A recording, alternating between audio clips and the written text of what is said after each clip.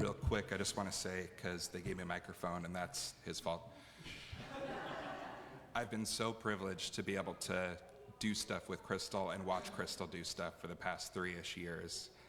And we are physically incapable of repaying the work and blood, sweat, and tears and love you've poured into us.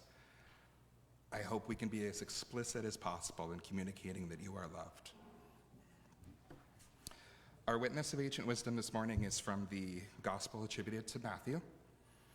Whoever welcomes you welcomes me, and whoever welcomes me welcomes the one who sent me. Whoever welcomes a prophet in the name of a prophet will receive a prophet's reward, and whoever welcomes a righteous person in the name of a righteous person will receive the reward of the righteous.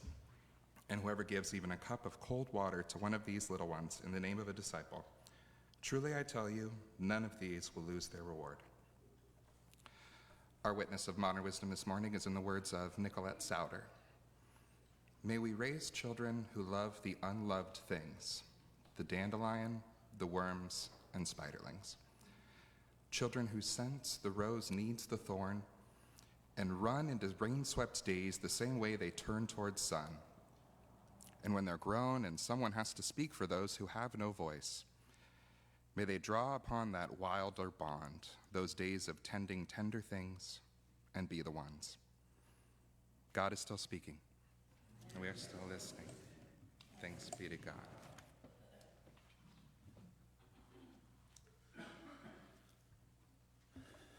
Thank you. So we just finished another creativity camp, and I am always amazed at, number one, how much energy it takes, and number two, how much energy it brings to me, to our staff, to all the volunteers, and to our church. Now, if you were here and maybe stumbled in and saw it, you probably saw children running around in circles and being a little noisy, maybe a little sticky at times, and absolutely certain that this week was designed with them in mind. And they were right. It was designed with them in mind. And I want to say again, we owe a debt of gratitude to Crystal and her years of faithful ministry in the formation of our children and families in this community, years of selecting curriculum that aligns with our values, stocking craft supplies, engaging in conversations with families and children and youth and volunteers, all to ensure that every single child or youth knew that they were noticed and they were named and they are known, and that this is a place where they can call home. And that's not a small thing. That is, in fact, everything. That is what it's all about. I learned a long time ago, of course, we hope the kids will take away maybe a Bible verse or some song lyrics. But I learned a long time ago that no one really cares what you know until they know that you really care. So today feels like a good day to ask a question that sounds simple but maybe isn't. It's, what do we actually believe about children? Not what do we say, but what do we really believe, demonstrated by what we do and what we support and what we protect, and who we're really willing to fight for. In our gospel reading this morning, Jesus is preparing his disciples to be sent out into the world. And just before they go, he tells them something about how the world will receive them and what that reception will reveal. He says to his followers, "Whoever welcomes you welcomes me. Whoever welcomes me welcomes the one who sent me." And in this way, the welcome flows from one to another. How you treat the messenger says something about how you feel about the message. How you treat the prophet says something about whether you actually want to hear from God. And then Jesus narrows it down to the sharpest possible point. Not the prophet, not even the righteous person. I imagine his eye catches a gaggle of children on the edge of the group, clamoring over each other to see and to hear what he's saying. And Jesus says to them, "Whoever gives even a cup of cold water to one of these little ones in the name of a disciple, truly I tell you, none of these will lose their reward." You see, in the days before cell phones and text messages, children were our text messages. We would say, hey, take this message over to the field and tell them that lunch is ready. And say, go. It's a story that we read about in King David was just a boy, and he was sent by his father to visit his brothers at the battle lines. Children were not seen as something important, but they were seen as something useful. They were treated as extra help on the farm or another mouth to feed, but they didn't have a place of high position in that culture at that time. If you've ever traveled to some faraway country where children roam the streets in throngs, maybe barefoot, dirty, half-clothed, no sense of personal space or propriety, people looked at children like a trouble, like a complication, like something that's maybe in the way, a distraction. But Jesus says, a cup of cold water to a little one, that's the measure. That's the measure of how much you receive me. Not your theology, not your church attendance, not how loudly you sing or how much you give. The measure Jesus offers is, what did you do for the child who needed something simple, who had no power to repay you, who could only receive from you? When Jesus places a child at the center of the kingdom, when he says how you treat this little one is how you treat me, he is making a radical counter-cultural claim. He is saying the small, the powerless, the ones our society often overlooks or even exploits are not footnotes, but they are the text itself. I stumbled over Nicolette Sauder's poem, and I was floored by it, which you just heard. She understands something that Jesus understood too, that the formation of children does not happen by accident. It takes intention. And children who are taught to love the dandelion, the weed nobody plants and nobody praises, those children grow into adults who can love the person nobody plants or praises. Children who learn to tend to the spider and the earthworm learn to speak for those who have no voice. And she ends with a call, a hope, almost a prayer. May they be the ones. That is what Crystal has been doing these 6+ years. She reminded me she started during the pandemic, and the first creativity camp was all online and by mail. God bless you. But she has been teaching children to tend tender things, to notice what is sometimes overlooked, to love what the world often dismisses. Faith formation is not just about memorizing Bible verses and singing songs, though those can be formative experiences.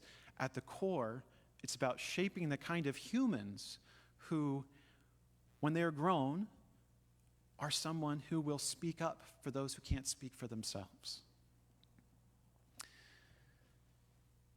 Crystal dedicated years of her life to that work, and this community is better because of it. The children who pass through her care are different because of it. Even the ones who don't know it yet, they are better for it. We are blessed to have so many faithful and truly gifted people in our community who can share their love and their care and their wisdom with our youth and children. And I really do feel like we are making a difference for good in the lives of these young people and this faith community. And now I need to say something that might be a little harder to hear about the world into which we are sent, the world into which we are sending these children. Because we are people of faith, and deep faith requires honesty as well. There's a phrase that has been echoing in public life for several years. You've probably heard it. It's protect the children. Protect the children. It's been used to justify legislation and to drive fundraising and to win elections. I want to take it seriously. I want to believe that we really mean that as a country, that we really want to protect children from car accidents and pesticides and food additives and social media addiction.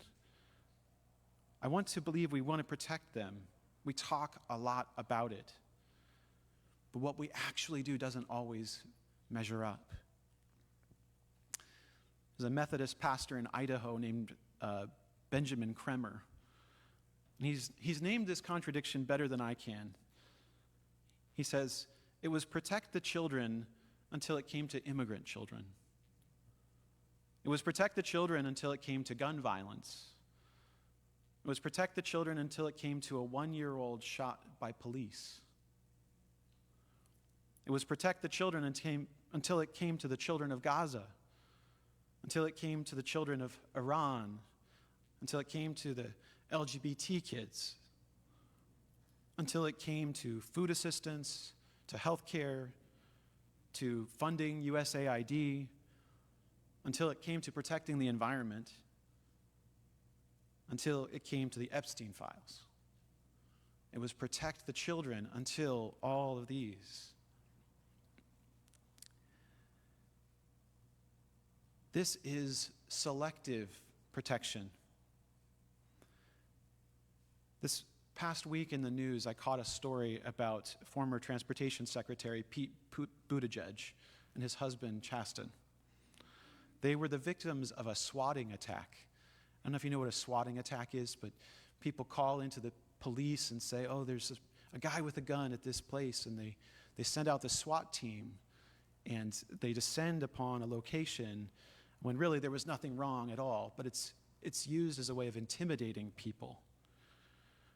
Well, they came, and Child Protective Services took their children away from them.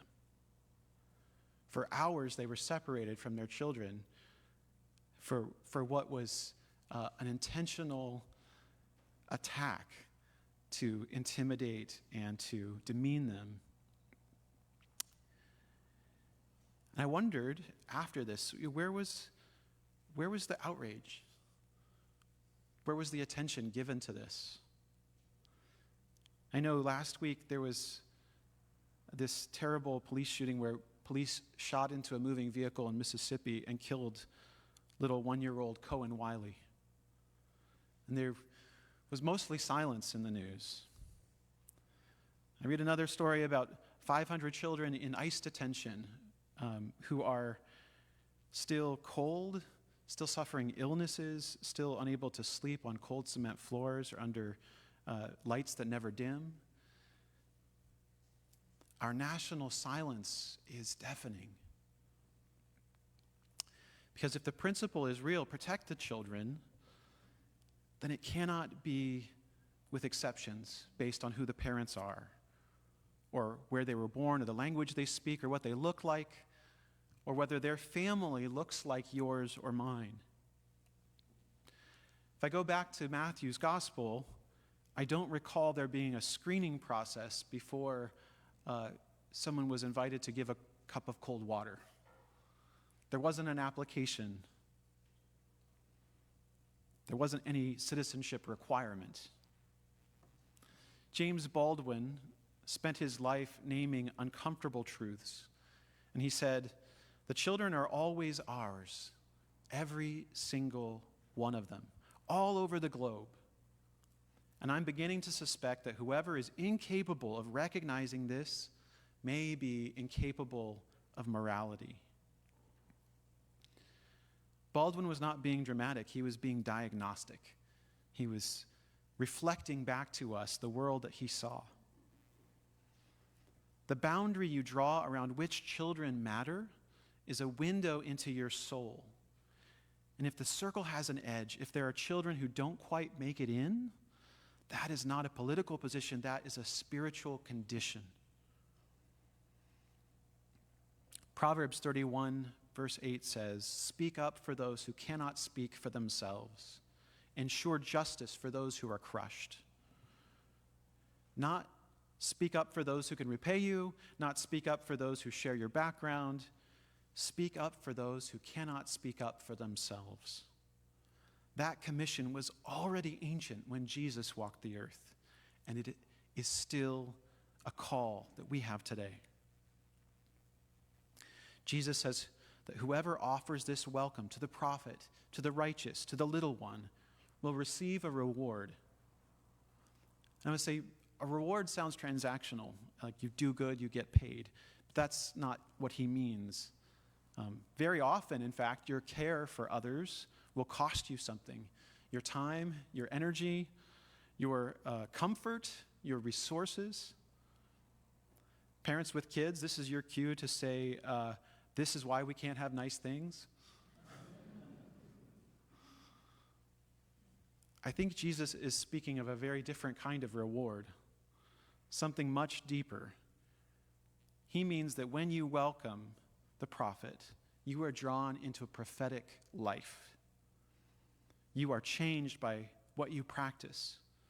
When you tend to the vulnerable, you become the kind of person capable of tending to the vulnerable again and again. That welcome forms you over time. Our faith formation staff and volunteers, they all know this. They do the work not because it's easy. They don't do it for the thanks at the end of the week, but because they understand that the children in our care are forming them just as much as they are seeking to form them by their care, compassion, and kindness. The gift goes in both directions. And so it is with all of us. Every time we choose to see the child, the immigrant child, the hungry child, the child whose family the world has decided doesn't count, every time we offer as little as a cup of cold water, we are being made into people capable of offering it again and again. The circle widens, the welcome deepens. That is not political agenda, that is Christian discipleship. In closing, I'll say we survived another creativity camp. Was it a lot of work? Yes.